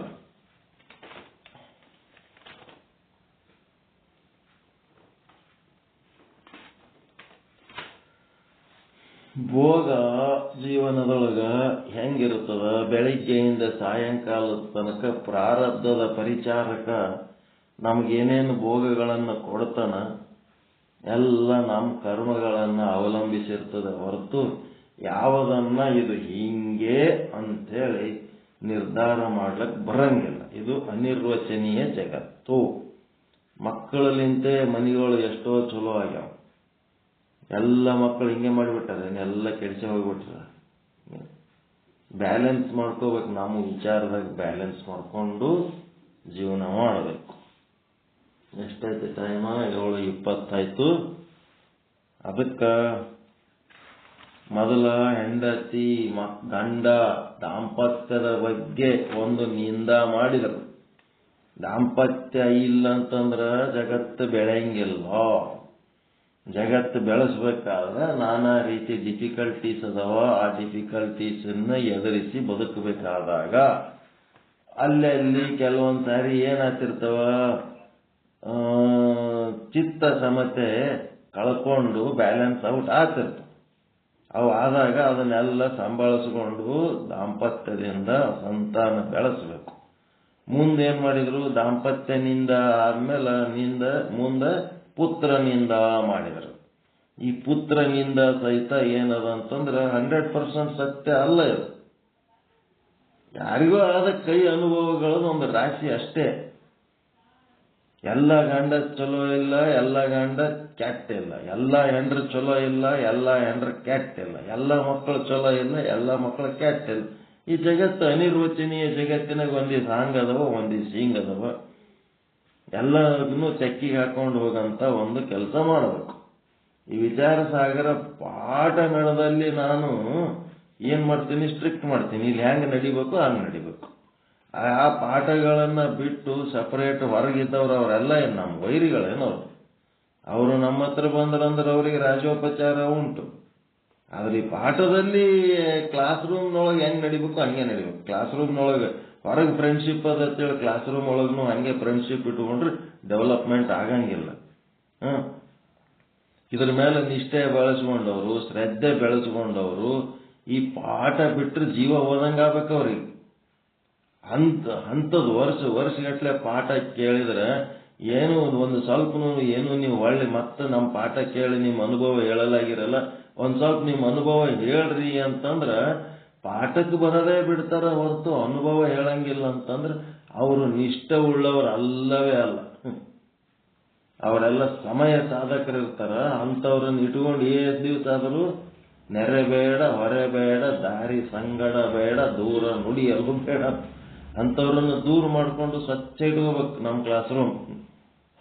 ಹೊರಗೆ ಫ್ರೆಂಡ್ಶಿಪ್ನಾಗ ಬೆಕ್ಕಾದಿರಲ್ಲ. ಅವರೆಲ್ಲ ಅವ್ರ ಮನೆಗೆ ಹೋದ್ರೆ ನಮಗೆ ರಾಜೋಪಚಾರ, ನಮ್ಮ ಮನೆಗೆ ಹೋದ್ರೆ ಅವ್ರಿಗೆ ರಾಜೋಪಚಾರ. ನಮ್ಮಲ್ಲಿ ಏನಿರ್ತದೆ ಎಲ್ಲ ವ್ಯವಸ್ಥೆ ಆಗ್ತದೆ. ಆದರೆ ಈ ಪಾಠದ ವಿಷಯದಲ್ಲಿ ಯಾರಿಗೆ ಕನ್ಸೆಷನ್ ಇಲ್ಲ. ಎಲ್ಲರೂ ನೀಟಾಗಿ ಮಾಡಲೇಬೇಕು.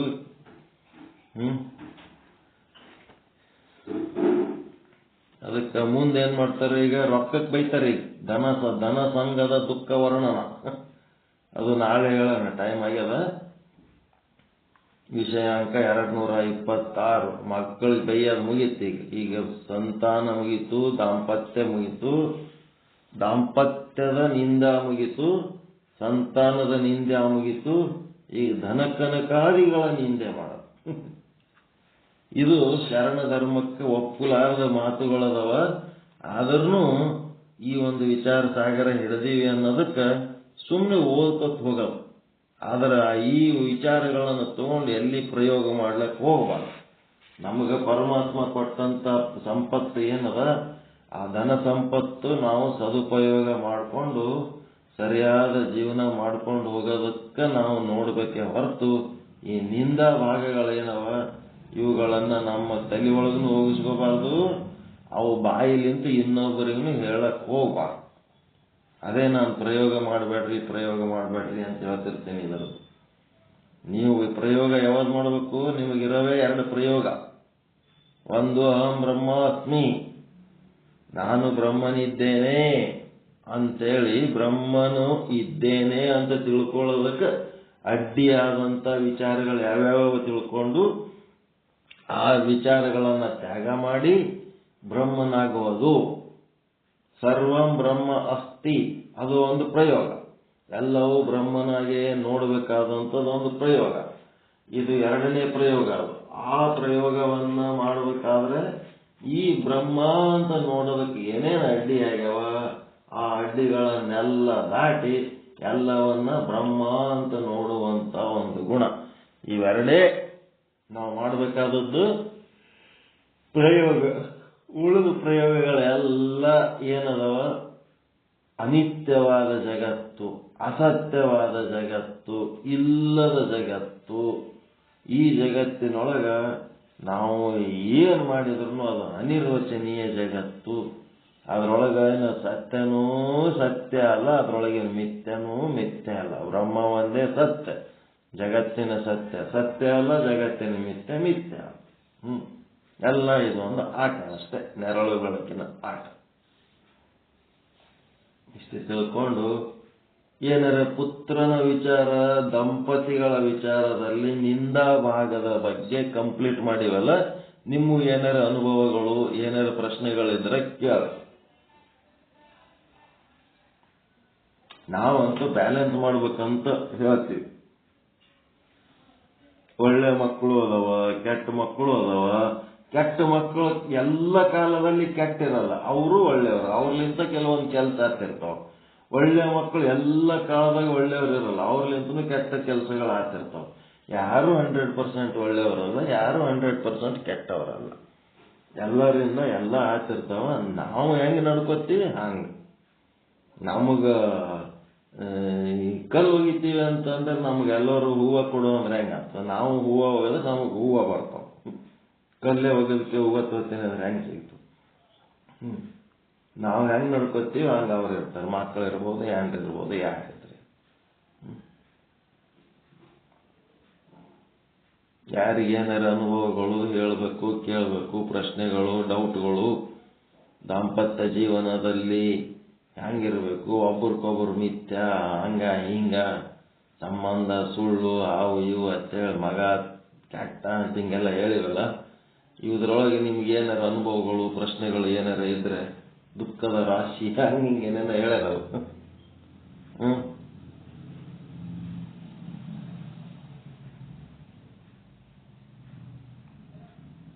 ಏನು ಇಲ್ಲ ಅಂದ್ರೆ ಏನ್ರಿ? ನಮ್ಮ ನಿಜ ಜೀವನದಲ್ಲಿ ಇಂಥ ಅನುಭವಗಳು ಬರ್ತಿರ್ತವೆ, ಆದ್ರೆ ಯಾರು ಹೇಳುದಿಲ್ಲ ಬಾಯಿ. ಅವಾಗ ಬರ್ತಿರ್ತಾವ, ಅವು ಹಂಗೆ ಬರ್ತಿರ್ತಾವ, ಓದ್ತಿರ್ತಾವ. ಏನು ಪ್ರಾರಬ್ಧಕ್ಕೆ ತಕ್ಕಂತೆ ಆಗ್ತಿರ್ತಾವ. ಏನ್ ಮಾಡ? ಜೀವನ ಅನ್ನೋದೇ ಒಂದು ಕನಸು ಮೇಲೋದರ ಇದ್ದಾವೆ. ಏನಿರ್ತದೆ ಏನಿರ್ತದೆ ದೇವರ ಅದಕ್ಕೆ ಎಲ್ಲಾನು ಸಿಹಿ ಕೊಡ್ತಾನ, ಕಹಿ ಕೊಡ್ತಾನ, ಹುಳಿ ಕೊಡ್ತಾನ, ಉಪ್ಪು ಕೊಡ್ತಾನ, ಖಾರ ಕೊಡ್ತಾನ.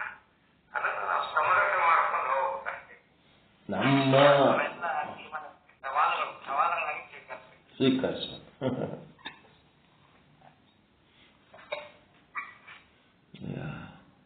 ಈಗ ನಮ್ಮ ಶರೀರ ಅದಲ್ರಿ, ನಮ್ಮ ಶರೀರನೇ ನಮ್ಗ ಎಷ್ಟೋ ವಿರುದ್ಧವ. ಅದನ್ನು ಸಂಭಾಳಿಸ್ಕೊಂಡ್ಬೇಕು. ನಮ್ಮ ಮನಸ್ಸು ಅಷ್ಟೇ ವಿರುದ್ಧವ, ನಮ್ಮ ಬುದ್ಧಿ ಅಷ್ಟೇ ವಿರುದ್ಧವ. ನಾವು ಸಾಧಿಸ್ಬೇಕನ್ನೋದು ಒಂದು, ಅದು ನಮ್ಗೆ ಎಳ್ಕೊಂಡು ಹೋಗೋದು ಒಂದು. ಇಂದ್ರಿಯಗಳು ಎಲ್ಲ ವಿರುದ್ಧದವು. ಇವಕ್ಕೆ ಸಂಭಾಳಿಸ್ಕೊಂಡು ಹೋಗೋದೇ ದೊಡ್ಡ ಸಮಸ್ಯೆ ಅದ. ಇನ್ನು ಇವು ನಮ್ಮೊಳಗಿನೂ ಸಂಭಾಳಿಸ್ಲಿಕ್ಕೆ ರಗಡದ. ಇನ್ನು ಇವು ಮಕ್ಕಳು ಹೆಂಡ್ರ ಅವ್ರು ಸಂಭಾಳಿಸೋದು ಬಹಳ ದೂರದ ವಿಷಯ ಅದು, ಬಹಳ ದೂರದ ವಿಷಯ ಅದು.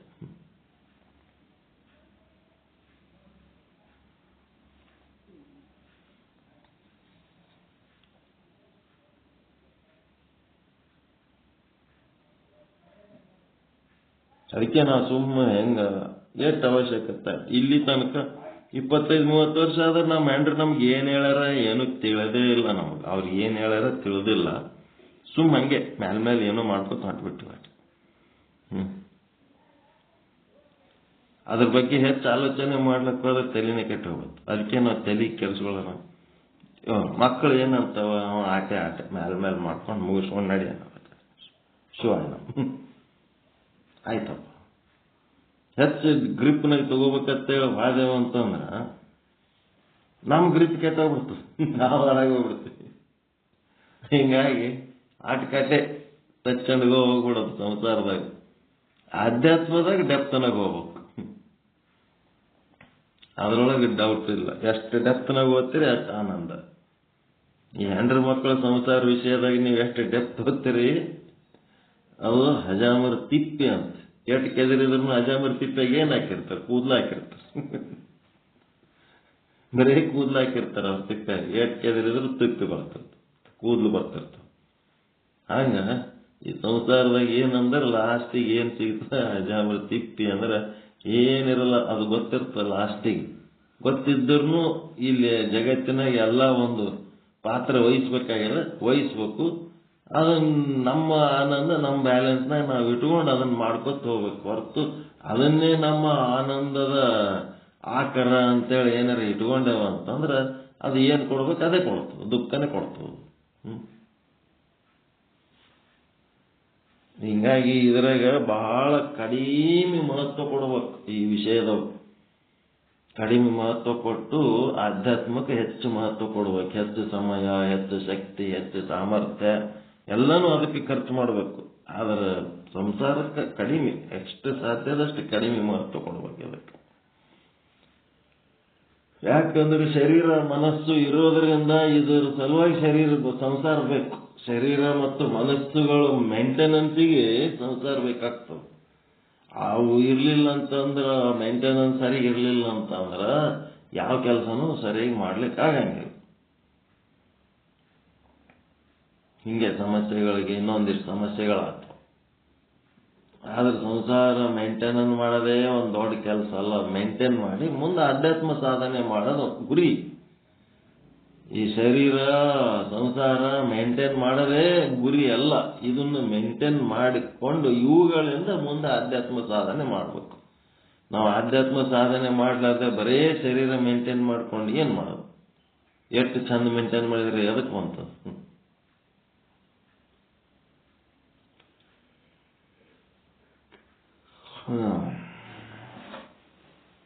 ಯಾರು ಏನ್ ಹೇಳ್ಬೇಕ್ರ? ಏನ್ ಮುಗಿಸ್ಬಿಡ.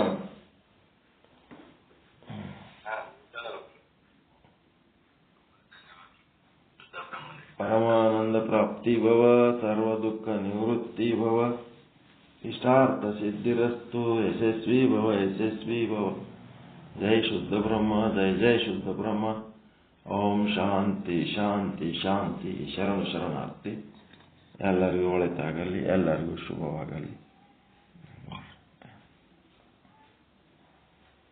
ತುಂಬಾ ಧನ್ಯವಾದಗಳು. ಶುದ್ಧ ಬ್ರಹ್ಮ ಶರಣಬಸವ ಸ್ವಾಮೀಜಿಯವರು ಪ್ರಾರಂಭದಲ್ಲಿ ಚನ್ನಬಸವಣ್ಣ ಅವರ ವಚನಗಳ ಕುರಿತು ಉಪದೇಶ ಮಾಡಿದರು. ಭಕ್ತ ಕಾಮಸಂಜರಿಕನ ಸ್ಥಳ ಮತ್ತು ಭಕ್ತ ನಿರ್ದೇಶನ ಸ್ಥಳ ಕುರಿತು, ಮತ್ತೆ ಈಗಿನ ಕಾಲದಲ್ಲಿ ಒಟ್ಟು ನೋಡಿದ್ರೆ ಭ್ರಷ್ಟಾಚಾರನೇ ಶಿಷ್ಟಾಚಾರ ಆಗ್ತಾ ಇದೆ. ಅನ್ಯಾಯವೇ ನ್ಯಾಯ ಅಂತ ಹೇಳಿಕೊಂಡು ತಿಳ್ಕೊತಾ ಇದ್ದಾರೆ.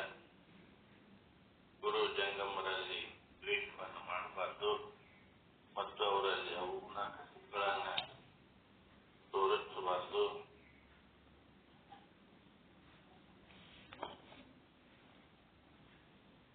ವೇಷಿಯರ ಸಂಘ, ಪರಸ್ತ್ರೀಯರ ಸಂಘ ಇದು ಮಹಾ ಪಾಪ. ಇದು ಆಧ್ಯಾತ್ಮಿಕ ಸಾಧನೆ ಇರಬಾರ್ದು. ಮತ್ತು ಬಸವಣ್ಣನವರ ಒಂದು ವಚನ ಹೇಳಿದ್ರು, ಅರೆ ಭಕ್ತರಾದವರ ನೆರೆ ಬೇಡ, ದಾರಿ ನೆರೆ ಬೇಡ, ಹೊರೆ ಬೇಡ, ದಾರಿ ಸಂಗಡ ಬೇಡ, ದೂರು ನುಡಿಯಲು ಬೇಡ, ದೂರ ನುಡಿಯಲು ಬೇಡ, ಕೂಡಲ ಸಂಗನ ಶರಣರ ಅಚ್ಚಲಿಂಗೈಕ್ಯರಲ್ಲಿ ತೊತ್ತಾಗಿರ್ಬೋದು. ದೇವರಲ್ಲಿ ಯಾರು ನಿಜವಾದ ಭಕ್ತರು ಇರ್ತಾರೋ ಅವ್ರ ಮನೆ ಆ ಮಕ್ಕಳಾಗಿರಪ್ಪ ಅಂತಾರ. ಬಸವಣ್ಣನವರ ಹೃದಯ ಮಾತ್ರ ವಿಶಾಲ ಇತ್ತು. ಆದ ಚೆನ್ನ ಬಸವಣ್ಣನವರ ವಚನಗಳಿಂದ, ನಿಷ್ಠುರದಿಂದ, ನೀವು ವಿಚಾರದಿಂದ ಹಿಂಗೆ ಮಾಡಿದ್ರೆ ಚೆನ್ನ ಬಸವಣ್ಣನ ನಿಷ್ಠುರದಿಂದ ತಮ್ಮ ವಚನಗಳಲ್ಲಿ ಕ್ವಾಲಿಟಿ ಬಳಕೆಯನ್ನು ಮಾಡಿದ್ರು ಈ ವಿಚಾರವನ್ನ. ಮತ್ತು ವಿಚಾರ ಸಾಗರ ಎಂಬ ಗ್ರಂಥದಲ್ಲಿ 225ನೇ ವಿಷಯಾಂಕ ಪರಶುವಿನ ಮಂತ್ರಿಯಲ್ಲಿ ಯಾವ ರೀತಿಯಾಗಿ ಭಾವನೆಗಳು ನಡೆದಿತ್ತು ಅನ್ನುವುದನ್ನ ಬಹಳ ಸುಂದರವಾಗಿ ಗುರುಗಳು ನಮಗೆಲ್ಲ ತಿಳಿಸಿದರು. ಈ ಗುರುವಿನಲ್ಲಿ ಶರಣಾಗತರಾಗಿ ಭಗವಂತನಲ್ಲಿ ನಿಷ್ಠೆ ಇಡಬೇಕು. ನಿಷ್ಠೆ ಇಡದೆ ಹೋದ್ರೆ ಜೀವನ ಸರಿ ಆಗುವುದಿಲ್ಲ. ಮತ್ತು ಶರಣರ ಸಿದ್ಧಾಂತ ವೇದಾಂತ ಸಿದ್ಧಾಂತಕ್ಕಿಂತಲೂ 1000 ಪಟ್ಟು ಮೇಲು ಅನ್ನುವಂಥ ವಿಚಾರವನ್ನ, ದಾಂಪತ್ಯ ಇಲ್ಲ ಅಂತಂದ್ರೆ ಜಗತ್ತೇ ಇಲ್ಲ, ದಾಂಪತ್ಯದಿಂದಲೇ ಜಗತ್ತಿನ ಉತ್ಪತ್ತಿ ಅನ್ನುವಂಥ ವಿಚಾರಗಳನ್ನ ತಂದೆ, ಈಗಿನ ಒಂದು ತಂದೆ ತಾಯಿಗಳ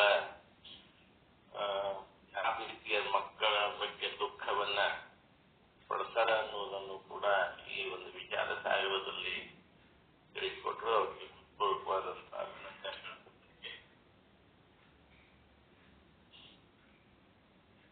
ಈಗ ಶುದ್ಧ ಬ್ರಹ್ಮನಿಷ್ಠ ಗುರುಮಾತೆಯಾದ ಗೌರವಂತೆಯವರು ಮಂಗಲಾಚರಣೆ ನಡೆಸಿಕೊಡ್ಬೇಕು ಅಂತ ಹೇಳಿದ್ರೆ,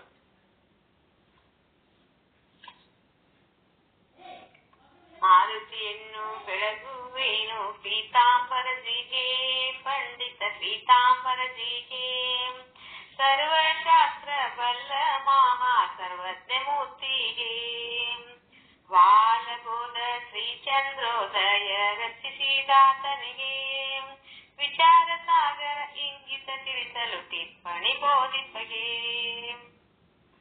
ವೃತ್ತಿ ಪ್ರಭಾಕರ ಸಾರವನರಿತ ಪರತರ ಪಂಡಿತಗೆ ವೃತ್ತಿ ರತ್ನಾವಳಿ ಕೃತಿಯನ್ನು ಪ್ರಕಟಿಪ ಮಹಾಮಹಿಮನಿಗೆ ಸಂಸ್ಕೃತವರಿಯದ ಸಾಧಕ ಜನರಿಗೆ ಕರುಣೆಯ ತೋರಿದವಗೆ ಪಂಚದಶಿ ಮಹಾಗ್ರಂಥವ ಹಿಂದಿ ಭಾಷೆಯೊಳು ಬರೆದವಗೆ ಬಂಧ ಮೂಲ ಅಜ್ಞಾನವ ಕಳೆದ ಸದ್ಗುರುದೇವರಿಗೆ ಕಂದನಾದ ಗುರುನಾಥಗೆ ಒಲಿದ ಗುರು ಶಿವಾನಂದರಿಗೆ ಆರುಚಿಯನ್ನು ಬೆಳಗುವೇನು ಪೀತಾಂಬರಜಿಗೆ ಪಂಡಿತ ಪೀತಾಂಬರಜಿಗೆ ಸರ್ವಶಾಸ್ತ್ರ ಬಲ್ಲ ಮಹಾ ಸರ್ವಜ್ಞ ಮೂರ್ತಿಗೆ ಸರ್ವಜ್ಞ ಮೂರ್ತಿಗೆ ಓಂ ಚೈತನ್ಯಂ ಶಾಶ್ವತಂ ಶಾಂತಂ ವ್ಯೋಮಾತೀತಂ ನಿರಂಜನಂ ನಾದಬಿಂದು ಕಲಾತೀತಂ ತಸ್ಮೈ ಶ್ರೀ ಗುರುವೇ ನಮಃ.